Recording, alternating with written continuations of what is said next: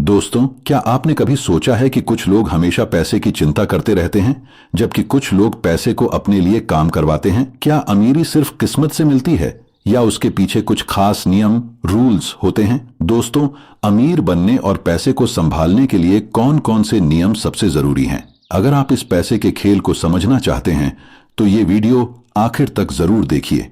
क्या आप जानते हैं कि कुछ किताबें आपकी सोच और जिंदगी बदल सकती हैं? दोस्तों, स्वागत है आपका अपने मन चाहे ज्ञान चैनल में।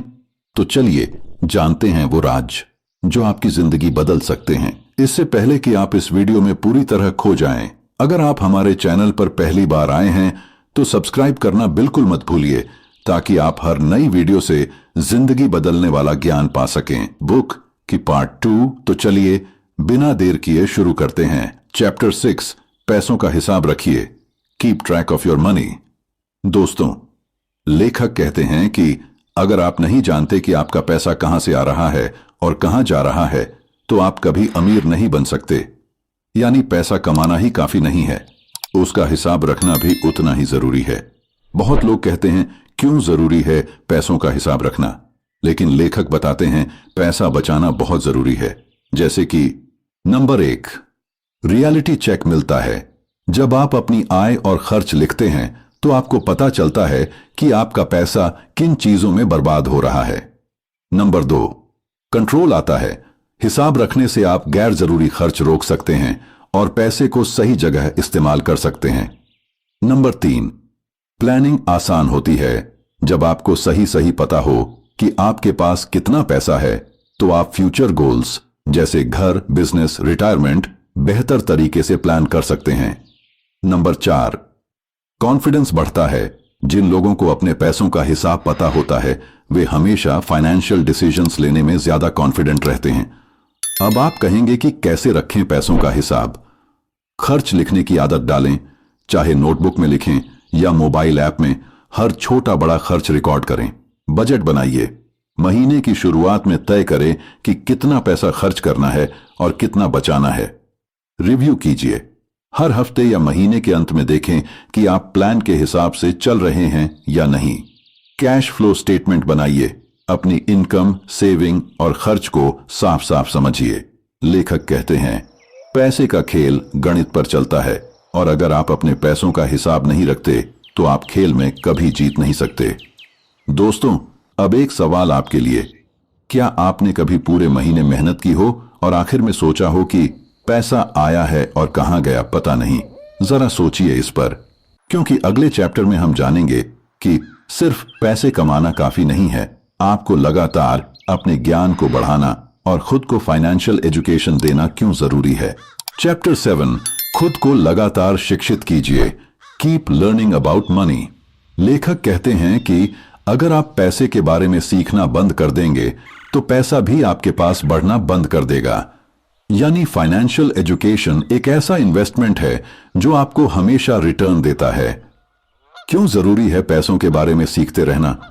नंबर 1, मार्केट बदलता रहता है। नए इन्वेस्टमेंट ऑप्शंस, नए बिजनेस मॉडल्स और नई टेक्नोलॉजीज आते रहते हैं। अगर आप अपडेटेड नहीं हैं तो आप मौके खो देंगे।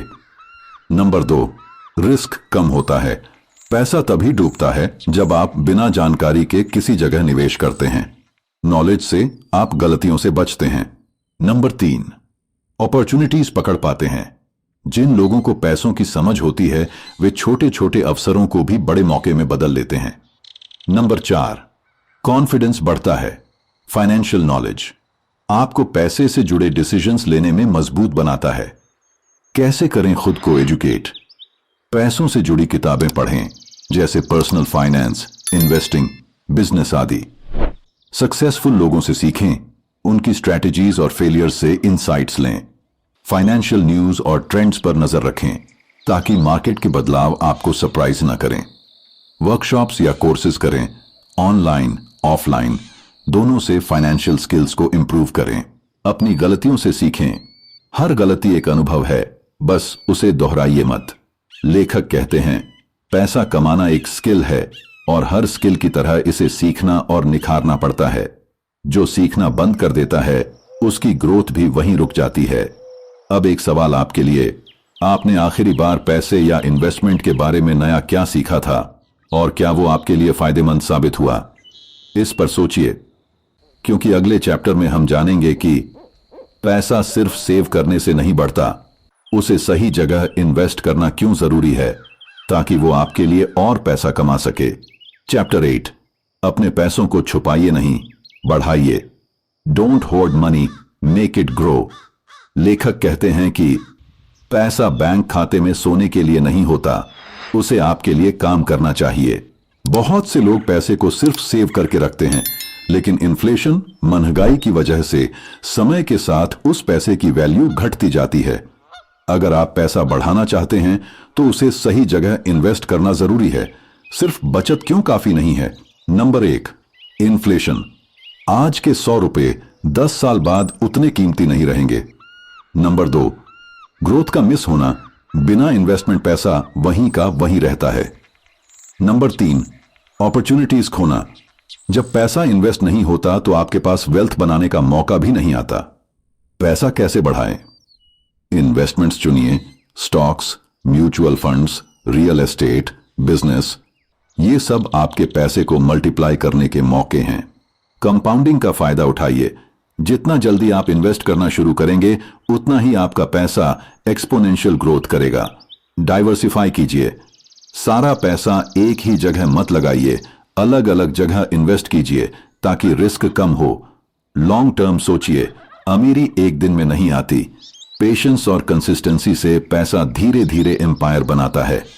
लेखक साफ कहते हैं, अगर आप सिर्फ पैसा जमा करेंगे तो धीरे धीरे उसका वैल्यू घटेगा, लेकिन अगर आप उसे समझदारी से इन्वेस्ट करेंगे तो वही पैसा आपके लिए काम करेगा और आपको फाइनेंशियल फ्रीडम देगा। अब आपसे एक सवाल है, अगर आपके पास 1 लाख रुपए हों तो क्या आप उसे बैंक में पड़े रहने देंगे या किसी ऐसी जगह इन्वेस्ट करेंगे जहां वो अगले 5 साल में दोगुना या तिगुना हो सके? इस पर सोचिए, क्योंकि अगले चैप्टर में हम जानेंगे कि पैसा कहां इन्वेस्ट करना है।